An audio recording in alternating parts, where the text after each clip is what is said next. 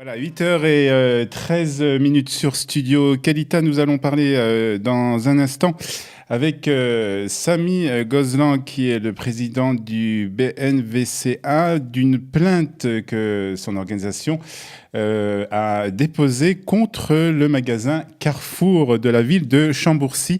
Bonjour Samy Gozlan, merci d'être avec nous ce matin. Bonjour Olivier. Alors nous parlons avec vous donc de cette plainte que vous avez déposée. Alors avant de parler de la plainte, rappelez-nous pourquoi vous avez déposé cette plainte et de quoi il s'agit. Bien écoutez, voilà, ce n'est pas la première fois que nous déposons plainte contre des activistes du boycott qui font des opérations commando dans les grandes surfaces, qui enlèvent les produits. Et cette fois, ce qui est particulier, d'ailleurs nous avons reçu un grand nombre de protestations, il y avait des dates dans un rayon réservé au Ramadan à Carrefour. Dans la ville de Chambourcy, oui. C'est un film qu'on a pu voir sur les réseaux sociaux qui a beaucoup tourné. Et un individu qui se présente comme musulman, qui se dit avoir été offusqué, sali, parce qu'il y avait des dates qui venaient soi-disant d'Israël. On ne pouvait pas connaître la provenance, mais lui pense que la société Sun travaille avec Israël et donc a fait venir ces dates. Alors, c'est pas prouvé, cette information n'a pas été prouvée encore? Non, elle n'est pas prouvée.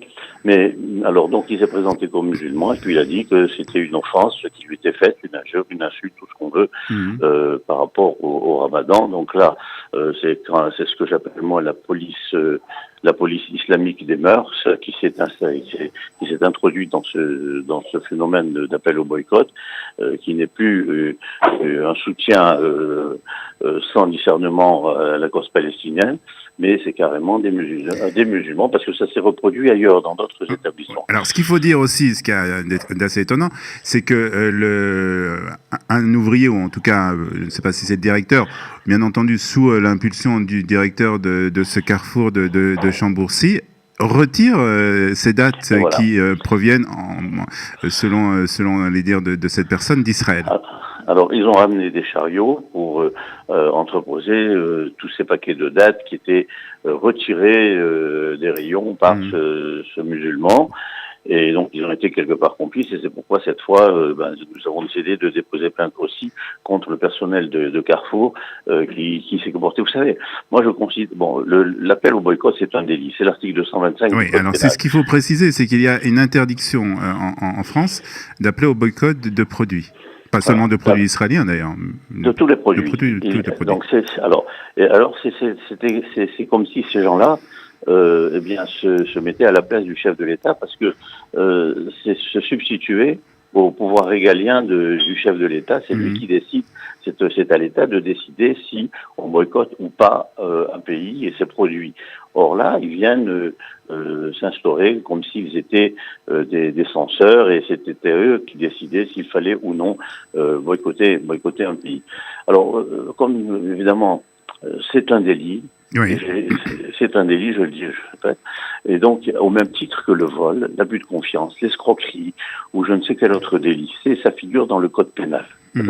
Alors, à partir de là, eh bien, tous ceux qui participent du soutien à ce délit, si quelqu'un aide à voler, si quelqu'un recèle, si quelqu'un aide à commettre une escroquerie, eh bien, il est complice. Et dans ce cas-là, eh bien, le Carrefour qui a aidé à retirer ces produits, eh bien, je le considère comme complice, et nous avons déposé plainte aussi contre Carrefour.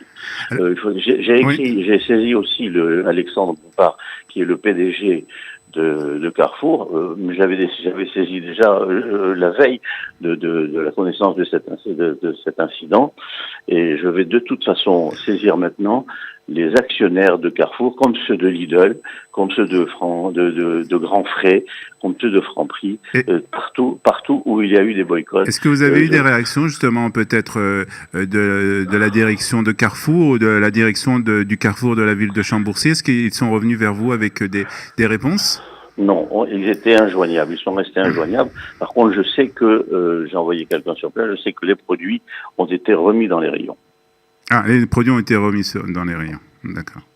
On va vous poser une question aussi plus générale concernant ce boycott. On a parlé de l'annulation du match entre Israël et l'Argentine. Et on a parlé justement de ce boycott, de cette action qui a été faite, on va dire, par... Est-ce que vous pensez qu'il y a une implication, justement? Est-ce que c'est le résultat de ces associations qui a fait que ce match n'aura pas lieu samedi soir? C'est certain. Il y a beaucoup de pression, de menaces et d'intimidation. Je vous rappelle quand même que tout dernièrement, nous avions encore gagné un procès parce qu'en 2012, il y avait eu Vanessa Paradis qui avait prévu de faire un concert à Tel Aviv et qui en a été empêché justement à cause de ces manifestations devant tous ces spectacles en France. BDS, oui. Et on a entendu également Shakira qui a annulé son concert. Donc il y a des pressions. Il y a des mesures d'intimidation et c'est exactement comme ça. Moi, j'écris quand même cette fois à l'ambassadeur d'Argentine pour lui dire qu'ils ont cédé, ils se sont soumis à ces menaces et je vais leur rappeler quand même que l'Argentine n'est pas exempte de discrimination. On se souvient que il y a eu un attentat anti-juif et anti-israélien grave en Argentine. Dans un centre communautaire, bien sûr. Et il y a eu également l'Argentine qui a hébergé, qui a protégé, qui a recélé la plupart des dignitaires nazis qui avaient échappé à la justice à ce moment-là. Donc l'Argentine devrait faire attention à ce qu'elle fait. Je vais saisir l'ambassadeur, je vais voir quelles sont les mesures qui vont être prises. Mais nous avons à peu près une centaine de procès contre BDS actuellement.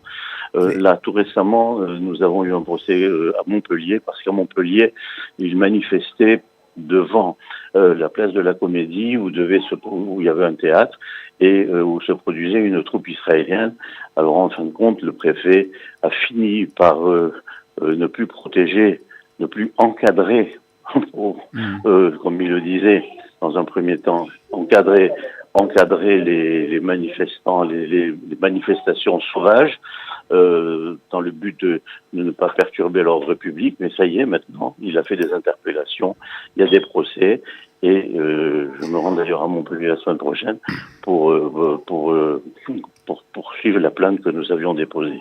Voilà, donc beaucoup de travail. Est-ce que rapidement vous pouvez nous dire si des procès que vous attendez devant la justice vous donnent raison en tout cas à votre association? À chaque fois. À chaque fois. D'ailleurs, dernièrement, il y a eu un procès contre Carrefour aussi à Mulhouse, à côté de Mulhouse, à Idyllique à Mulhouse. Je parle de ça de 2012-2013. Donc 12 individus ont été d'abord relaxés en première instance. Avec le parquet, nous avons fait appel. Ils ont été condamnés. Ensuite, ils ont fait appel.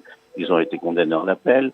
Ils ont été en cassation. Ils ont été condamnés en cassation. Et bien maintenant, qu'est-ce qu'ils font? Ils vont à la Cour européenne. Donc on va les suivre à la Cour européenne. Ça nous coûte des sous, mais on y va quand même. Et on ne va pas les laisser. Ils ont été condamnés à une peine modique. C'est 500 € par personne. Mais peu importe, nous allons jusqu'au bout. Très bien, merci beaucoup Samy Gozlan et bonne chance pour votre combat que vous menez pour l'image d'Israël. Nous avons gagné aussi un procès, nous en avons gagné plusieurs déjà, mais là tout récemment à Vendeuvre-les-Nancy, où le tribunal administratif nous a donné raison et a ordonné à la ville de Vendeuvre-les-Nancy de retirer sa délibération par laquelle ils attribuaient à Marwan Barghouti le titre de citoyen d'honneur. Voilà. Donc c'est pas la première fois. On l'a fait à Besançon, on l'a fait à Bagnolet, on l'a fait à Romainville, on l'a fait à Sevran, on l'a fait également dans beaucoup d'endroits. Donc, beaucoup d'endroits. Samy Gozlan, président du BNVCA. Merci beaucoup et bonne continuation et bonne chance pour votre combat. Merci. À bientôt. Voilà, 8h22, dans quelques minutes, après quelques notes de musique, ce sera Eliana Gurfinkel qui reviendra pour nous parler d'histoire.